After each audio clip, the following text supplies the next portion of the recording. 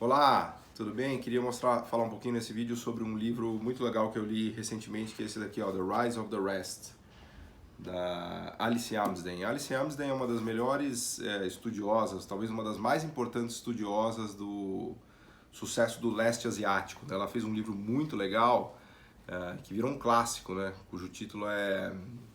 Como é que é o título mesmo?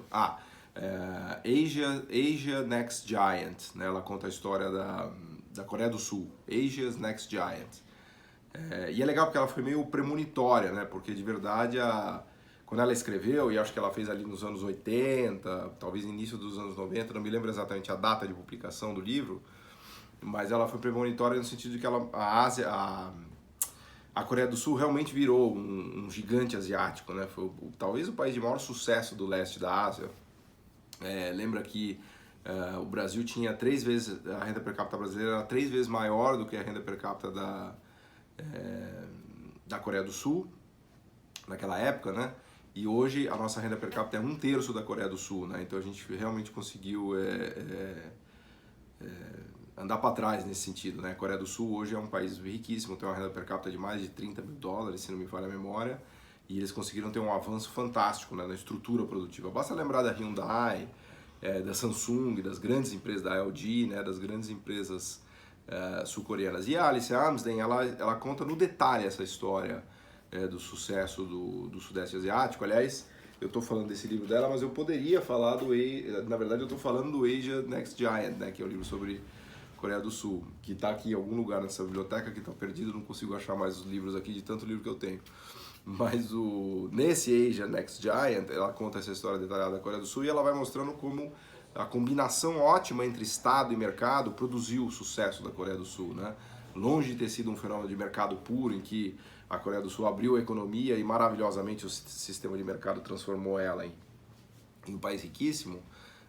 O que ela mostra que aconteceu foi que o Estado coreano soube direcionar muito bem o mercado coreano e as empresas coreanas, né? Especialmente o Park Chung, que era o ditador coreano da época. Ele ajudou a desenhar, articular as empresas coreanas e ajudou muito no sucesso da Coreia, né? Então, por exemplo, ele deu um monopólio para exploração sei lá, construção de plataformas ou exploração de petróleo offshore para a Hyundai. Ele deu monopólio ele permitiu que a Hyundai fosse a principal exploradora do mercado doméstico de carro. Ele fez uma estatal para construir a POSCO, né, que é a grande, tá entre hoje top 5 de produtoras de aço do mundo, né, uma das grandes produtoras de aço do planeta, né? Começou como uma empresa estatal e depois ela virou privada, mas foi o Park Chung que se esforçou para construir essa empresa de aço estatal para ajudar as privadas, né, coreanas, especialmente a Hyundai, porque ele tinha claramente, o Park Chung ele tinha uma visão muito estratégica sobre o desenvolvimento econômico. Aliás, ele tem um livro que é quase um livro de desenvolvimento econômico. E ele tinha muito claro que precisava ter produção de aço de boa qualidade na Coreia para abastecer a indústria naval, para abastecer a indústria automotiva, automobilística, né? Então ele se esforçou para fazer isso, né?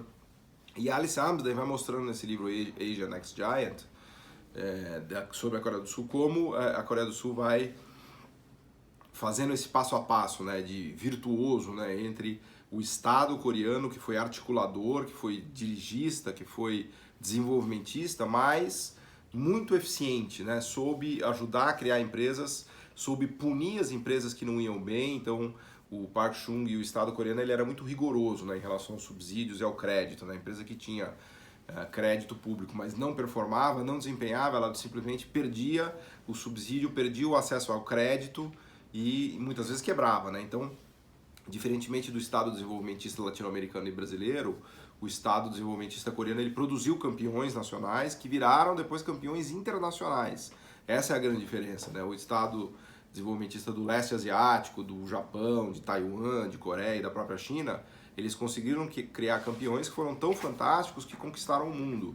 E essa medida de conquista do mundo que foi o critério de eficiência, né, do sucesso dos asiáticos, né? Foi isso que tornou os asiáticos do leste tão eficientes, né? Porque o governo soube,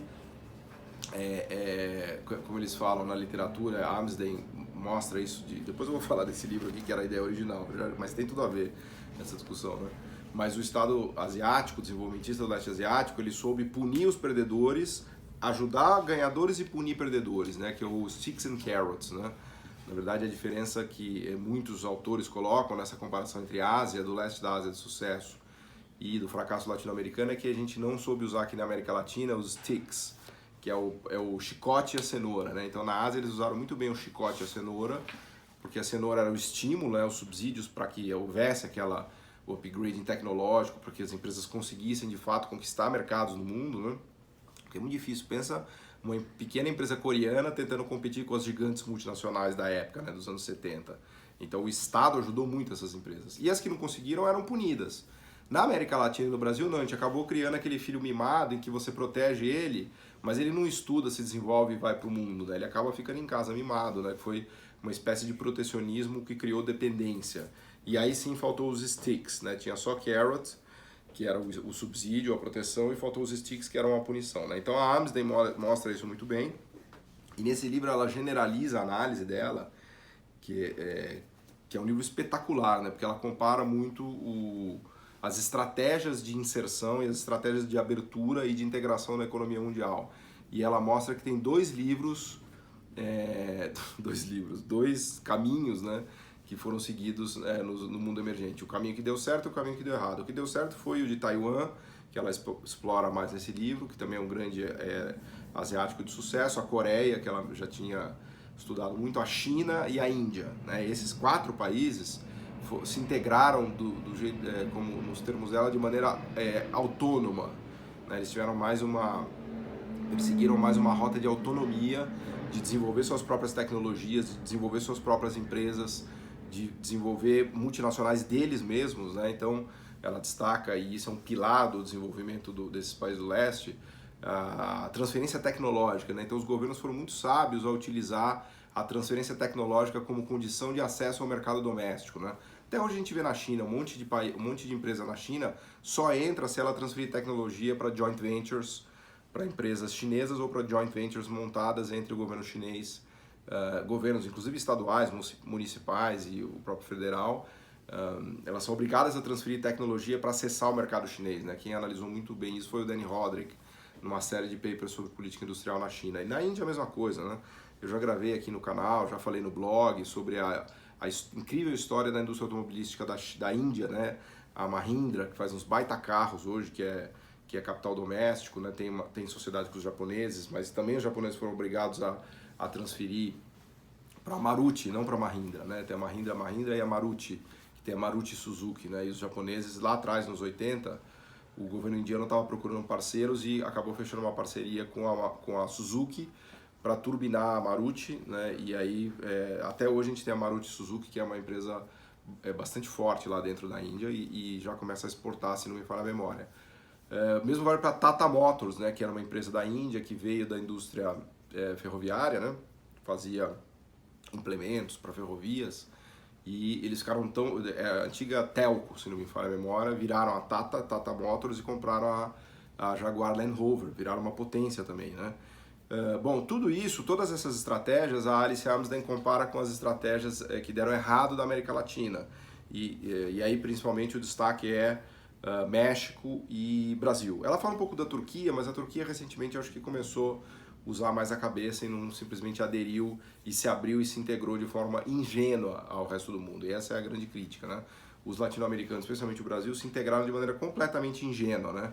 Como diz um amigo meu, a ideia de que é como se você encarasse o comércio internacional e a economia mundial como um amigo secreto, em que vai todo mundo lá, cada um tem o seu amiguinho, e aí você leva o seu presentinho e ganha o seu presentinho e são todos felizes. Não, na verdade a economia mundial é um jogo de porrada, né?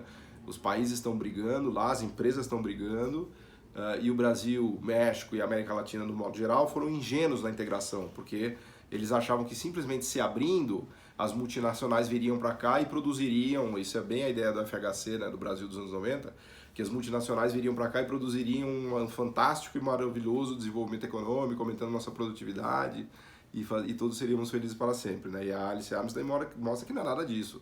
As multinacionais vêm, claro, elas vendem aqui, fornecem, usam o nosso mercado, mas elas protegem o core tecnológico delas, né? Elas nunca vão desenvolver um país.